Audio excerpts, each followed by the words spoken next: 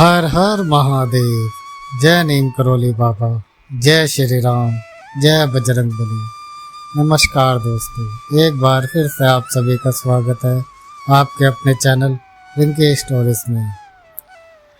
Hello मेरे दोस्तों, कल से नवरात्रि स्टार्ट हो रहे हैं और आप सभी को नवरात्रि की अभी से मैं बधाई देना चाहता हूँ और माता जी सभी पर कृपा बनाए, वो सभी की मनोकामनाएं पूरी करें और उनको हर दुख दर्द से मुक्त करें।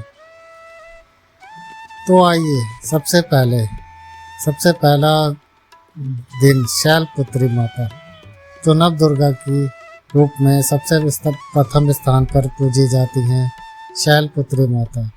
आज हम उनकी कथा के बारे में चर्चा करते हैं। श्री नव दुर्गा कथा। आइए शैलपुत्री माता की कथा प्रारंभ करते हैं। नव दुर्गाओं में प्रथम शैलपुत्री दुर्गा का महत्व और शक्तियाँ अनंत है। नवरात्रि पूजन में प्रथम दिन इन्हीं की पूजा और उपासना की जाती है। आइए श्री शैलपुत्री माता की कथा प्रारंभ करते हैं। वंदे वांछित लाभ्य चंद्रधार कृत शेखराम व्रस्ता रूठा शूल धरा। शैलपुत्रियम यशस्विनी माँ दुर्गा अपने पहले रूप में शैलपुत्री के नाम से जानी जाती है। पर्वतराज हिमालय के वहाँ पुत्री के रूप में उत्पन्न होने के कारण इनका नाम शैलपुत्री नाम पड़ा था। बृहस्पति स्थिता इन माता जी के दाहिने हाथ में त्रिशूल और बाएं हाथ में कमल पुष्प सुशोभित है। यही नव दुर्गाओं में प्रथम दुर्गा हैं। अपने पूर्ण जन्म में यह प्रजापति दक्ष की कन्या के रूप में उत्पन्न हुई थी। तब इनका नाम श्री सती था। इनका विवाह भगवान शंकर जी से हुआ था।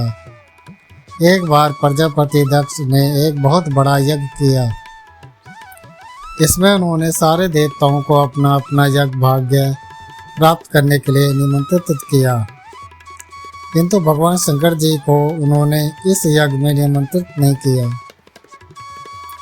माता सती ने जब सुना कि हमारे पिता एक अत्यंत विशाल यज्ञ का अनुष्ठान कर रहे हैं, तब वहां जाने के लिए उन्होंने मन विकल हो उठा। अपनी यह इच्छा इन्होंने भगवान शंकर जी को बताई। सारी बातों पर विचार करने के बाद उन्होंने कहा, प्रजापति दक्ष किसी कारणवश हमसे रुष्ट हैं।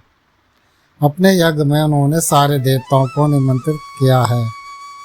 उनके यज्ञ भाग भी उन्हें समर्पित किए हैं, किंतु हमें जानबूझकर नहीं बुलाया, कोई सूचना तक नहीं भेजी है। ऐसी स्थिति में तुम्हारा वहां जाना किसी प्रकार भी सरकार नहीं होगा। भगवान शंकर जी के इस उपदेश से माता सती का पदोक्त नहीं हुआ। पिता का यज्ञ देखने वहां जाकर माता और बहनों से मिलने की उनकी व्यग्रता किसी प्रकार भी कम ना हो सकी। उनका प्रबल आग्रह देखकर भगवान शंकर जी ने उन्हें वहां जाने की अनुमति दे दी। माता सती ने पिता के घर पहुंचकर देखा कि कोई भी उनसे आदर और प्रेम के साथ बातचीत नहीं कर रहा है। सारे लोग मुंह फेरे हुए हैं। केवल उनकी माता ने स्नेह से गले लगाया। बहनों की बातों में व्यंग और उपहास के भाव भरे हुए थे। परिजनों के इस व्यवहार से उनके मन को बहुत क्लेश पहुंचा। उन्होंने यह भी देखा कि वहाँ चतुर्दिश भगवान श्री शंकर जी के प्रति तिरस्कार का भाव भरा हुआ है। दक्ष ने उनके प्रति कुछ अपमानजनक वचन भी कहे।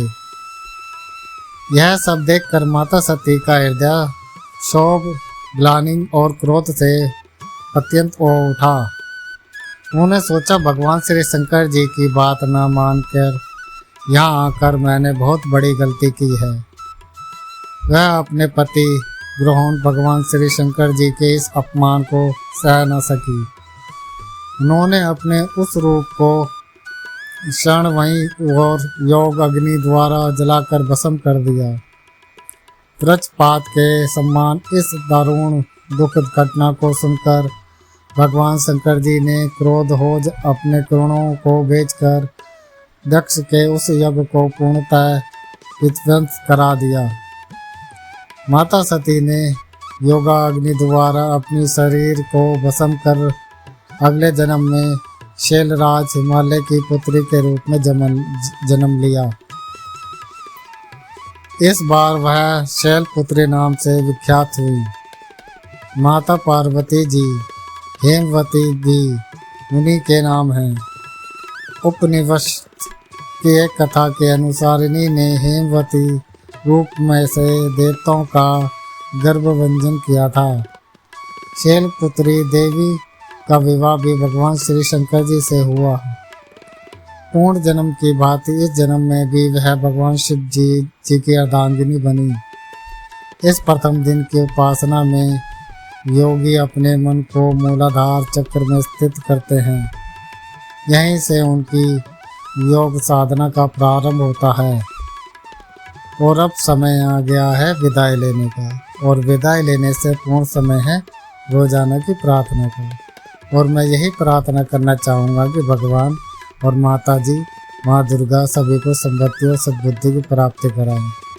और जो भक्तजन हमारे चैनल पर नए आए हैं वह हमारे चैनल को सब्सक्राइब करना ना भूलें। ज़्यादा से ज़्यादा लाइक करें, कमेंट करें और शेयर करें, और इस कथा को ज़्यादा से ज़्यादा लोगों तक पहुँचाएं ताकि वो भी वह समझ जाएं कि शैलपुत्री जी की कथा क्या उतरी है और उनका यह नाम कैसे पड़ा। और भी कथा जानने के लिए हमारे चैनल को सब्सक्राइब करें। धन्यवाद।